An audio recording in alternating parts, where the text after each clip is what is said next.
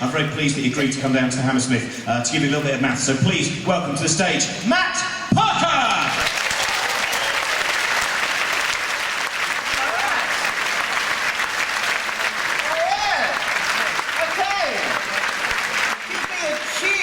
If you're ready to do some number theory! Oh, Hammersmith, you've made my night already. That's so few audiences are up for number theory. The Comedy Store are one of them, I've checked. But we are actually going to do some number theory. My name is Matt. I am a mathematician, or number ninja. And I'm... If you're laughing at that, you're in for a treat. I'm here because not only can you not do science without maths, but you couldn't even have a science show without numbers. In fact, our modern civilization wouldn't be possible without number patterns. This is kind of the numbers of the universe section.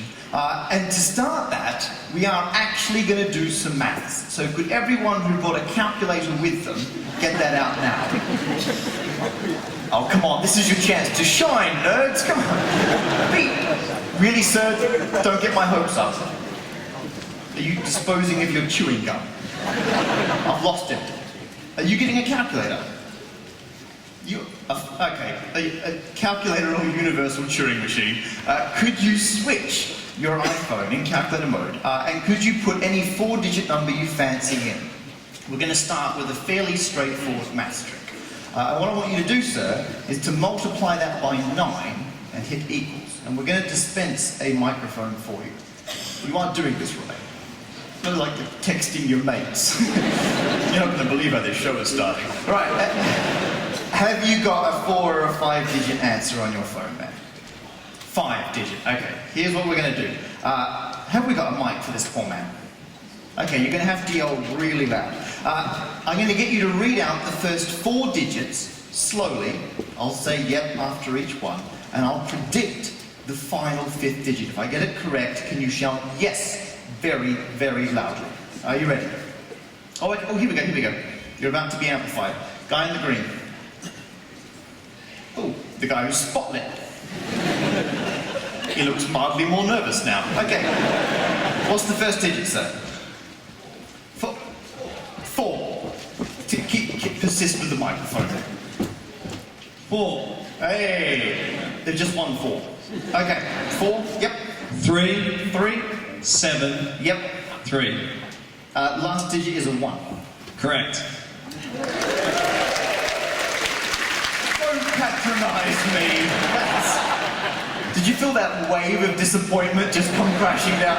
It's because that is a fairly straightforward maths trick. It's not alarmingly difficult. All I'm doing is adding the digits as you call them out, and any multiple of 9, if you add the digits, the answer is another multiple of 9. Not alarmingly difficult. So let's M+1 this up a notch, right? And so I give you, those of you who are unimpressed, this. Now, what?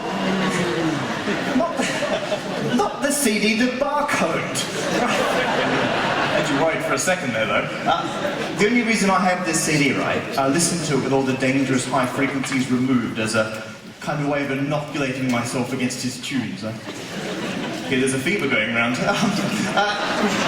What we're going to do with them... Actually, is anyone close to Smartass over here got a product like a bottle of water or chewing gum or something you've purchased which has a... Okay, Miss has got a bottle of water. Can you pass the mic down to her?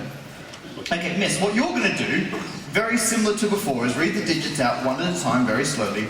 I will predict the last digit. Before you start, can you see the numbers here start just to the left of the line? Do you all start just to the left or underneath? Have you got a barcode?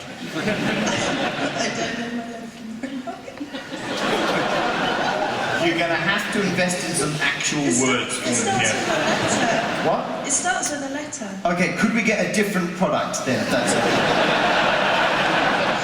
If you can't recognise numbers, I've lost an awful lot of confidence. Has anyone else? I've only got a finite amount of time here. Okay, Miss, right. Have you got a barcode with numbers? Yes. Brilliant. Good. Does the first number start just to the left or underneath? Just left. Brilliant. Okay, here's what you're going to do. You're going to read out those digits to me very slowly. I'll say yep after each one. And don't tell me the last one, I'll predict it, you shout yes, everyone will go suitably wild. Here we go, okay. 5, Whoa, okay, 5, yep. Yep, 0, Yep. 1, yep. 2, 0. Whoa. Sorry. Okay, pick it up. Okay, from 5. Oh wait. No, after 0. 5, Okay, that's after the 0, right? Yeah. Okay, yep, good, yep. 8, Yep, 0, yep, 0, yep. 3, Yep, 0, yep, 0. yep. Last digit is a 6. Yeah.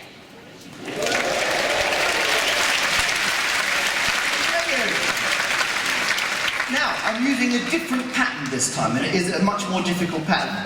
If the front row was the barcode, what I need to do is memorize every second digit as it's called out, add them together, and then go back and add together the in-between digits as a second total.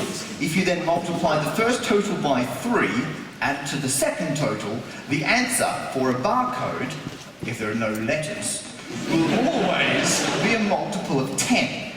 And the reason that works is because of the last digit, you sir. The rest of the barcode is like the product number, and you're what's called a redundant piece of information. Sensitive thing to call someone. You're the Nick Clegg of the barcode. You don't actually do anything, but you're required to make the system work, right? And the reason you're there is whenever you scan a barcode, the cash register performs that check to make sure there were no mistakes. The problem is, if you detect a mistake, you can see that something's gone wrong, but you can't do anything about it. Again, you're the Nick Clegg of the barcode. Whereas that first pattern, I could recreate the missing information when we were multiplying by 9. And when you send any information, you use more complicated versions of that pattern. In fact, whenever you send a text message, your phone takes what you type in, takes it as numbers, puts it in a grid, does an extra digit for every single row, an extra one for every single column, splits into sections and does a third mathematical pattern, and turns it into, well, basically, a Sudoku. And so when you send a text message, it's sent as a complete Sudoku, and if the receiving phone gets it, and there are huge bits of information missing, it can use the patterns to recreate, and some of you are probably already doing this, to recreate all the missing information. And without that kind of robust data transfer, our modern society simply wouldn't be possible. Which is why that is my all-time second favourite use for Sudoku. My all-time favourite use, I do recommend this. The next time you're on a train and it's really crowded, everyone's around you, get a paper out, flip through the Sudoku, just start filling in random numbers that look like you care. It really pisses everyone else off. If you get someone hooked right, put in a whole row of 7s.